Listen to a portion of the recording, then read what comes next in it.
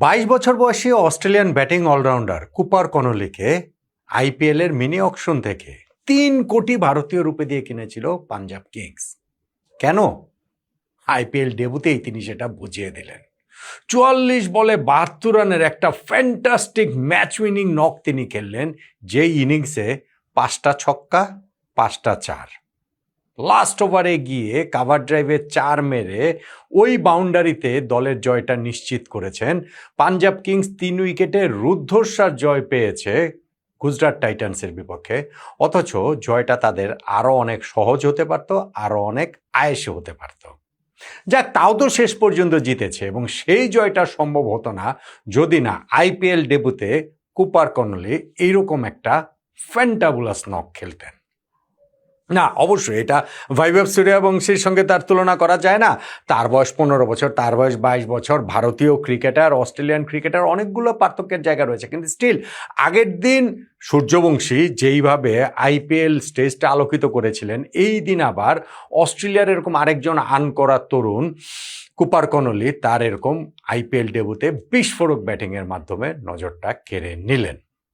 আর পাঞ্জাব তো কৃতজ্ঞ থাকতেই পারে যে এইরকম ইনিংসটা যদি তিনি না খেলতেন, তাহলে গত সিজনের ফাইনালিস্টের এইবারের সিজনের শুরুটা হয়তো পরাজয় দিয়েই হতো।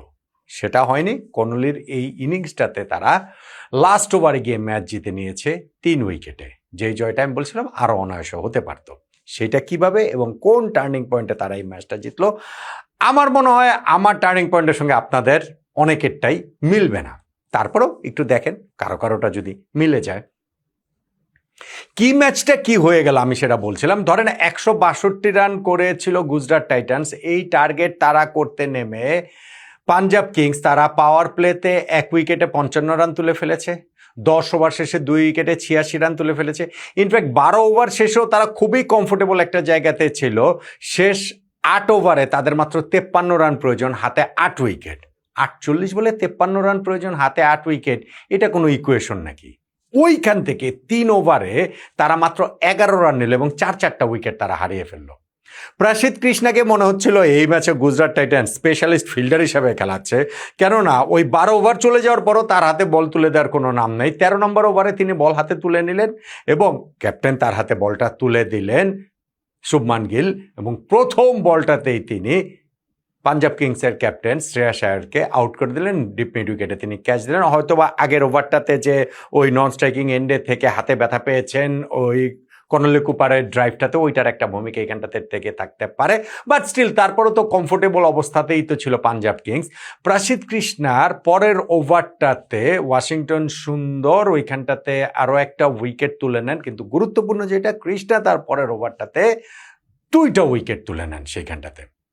শশাঙ্ক সিংকে তিনি আউট করেন এবং আরও একটা উইকেট যখন সেই ওভারটাতেই তিনি তুলে নেন মার্কাস স্টয়নিসের, অল অফ এ সাডেন দেখা গেল যে 8 ওভারে মানে 48 বলে 53 রান প্রয়োজন, হাতে 8 উইকেট নিয়ে, সেইখান থেকে 5 ওভারে 30 বলে 42 রান প্রয়োজন, হাতে 4 উইকেট নিয়ে।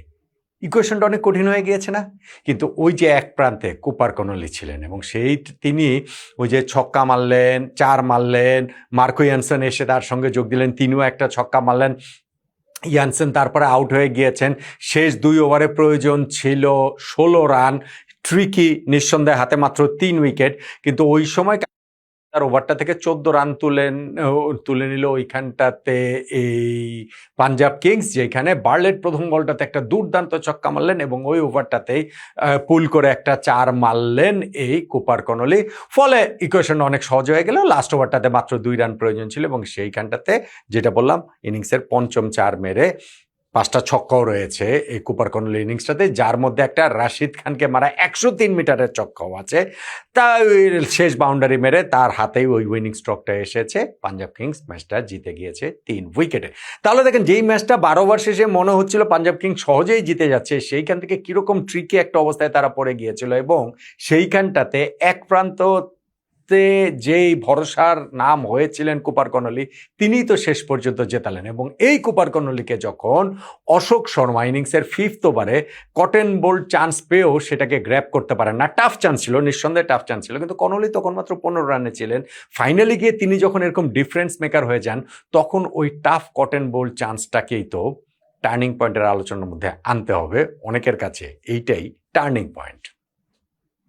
আচ্ছা, এইবার ম্যাচের প্রথমার্ধটা দেখেন, যেইখানটাতে গুজরাট টাইটান্স 162 রান তুলেছে। এই জায়গাটাতে তারা পাওয়ার প্লের প্রথম 6 ওভারে 1 উইকেটে 54 রান তুলেছিল, শুধুমাত্র সাই সুদর্শনের উইকেট হারিয়ে। ভালো স্টার্ট নিঃসন্দেহে, সুদর্শন আউট হলো ওইখানটাতে, শুভমান গিল এবং জশ বাটলারের পার্টনারশিপটা জমে গিয়েছিল। কিন্তু পাওয়ার প্লে শেষে 7, 8, 9, 10 ওই 4টা ওভারে তাদের যে কি হলো, ওই 4 ওভারে তারা মাত্র 30 রান তুলতে পারলো, মানে মোমেন্টামটাই তাদের কাছ থেকে চলে গেল।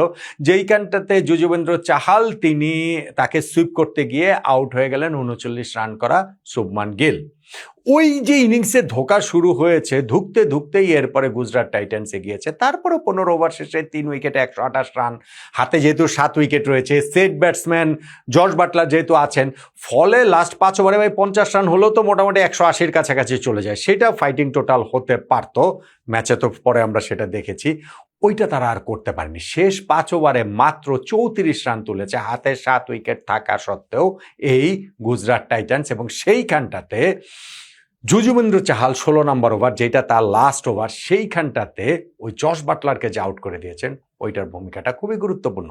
স্পেশালি বার্লেট বাউন্ডারি লাইনে লাফিয়ে উঠে যেভাবে ক্যাচটা ধরলেন, সেইটাকেও তাই আসলে আপনি টার্নিং পয়েন্টের আলোচনার মধ্যে আনতে পারেন। ফলে লাস্ট 5 ওভারে তারা মাত্র 34 রান তুলে 162 রান তুলেছে।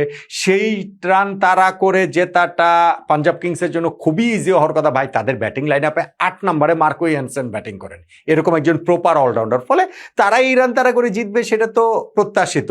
কিন্তু সেই প্রত্যাশিত পথে এগোতে গিয়ে যেইভাবে তারা হোঁচট খেয়েছিল, মনে হচ্ছিল যে জিততে না ম্যাচটা পাঞ্জাব কিংস হেরে যায়। শেষ পর্যন্ত সেটা হয়নি। 22 বছর বয়সী অস্ট্রেলিয়ান ব্যাটিং অলরাউন্ডার কুপার কনোলির ওইরকম বিস্ফোরক, বিধ্বংসী এবং একই সঙ্গে দায়িত্বশীল ইনিংসটার কারণে।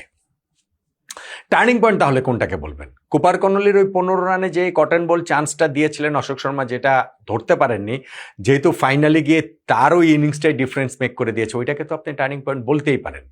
কিন্তু আমার কাছে টার্নিং পয়েন্ট, আবার ধরেন ওইটাকে টার্নিং পয়েন্ট আপনি বলতে পারেন যে ধরেন জশ বাটলারের উইকেটটা, কারণ বাটলারও ওই সময় সেট হয়েছিলেন, 30s করে তিনিও ছিলেন, তিনিও যদি শেষ পর্যন্ত থাকতে পারতেন, স্কোরটা তো নিঃসন্দেহে 180-এর কাছাকাছি নিয়ে যেতে পারতো গুজরাট টাইটান্স।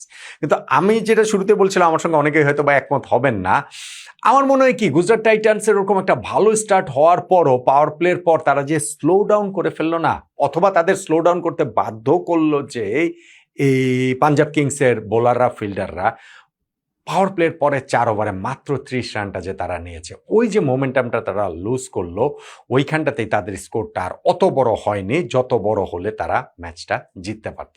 আমার কাছে তাই ওই পাওয়ার প্লে শেষে 7, 8, 9, 10 ওই 4 ওভারে মাত্র 30 রান নেওয়া এবং শুভমান গিলের উইকেটটা হারানো, যেটা যজুবেন্দ্র চাহাল পেয়েছেন, সেই জায়গাটাতেই ম্যাচের টার্নিং পয়েন্ট মনে হয়।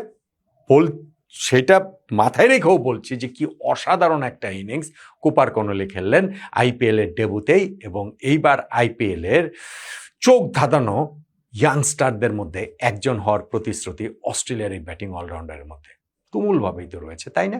আমার টার্নিং পয়েন্টের সঙ্গে আপনি কি একমত কিনা? মনে হয় একমত হবেন না। মনে হয় কুপার কনোলির সেই ক্যাচ মিসটাই আপনার টার্নিং পয়েন্ট। জানাতে পারেন।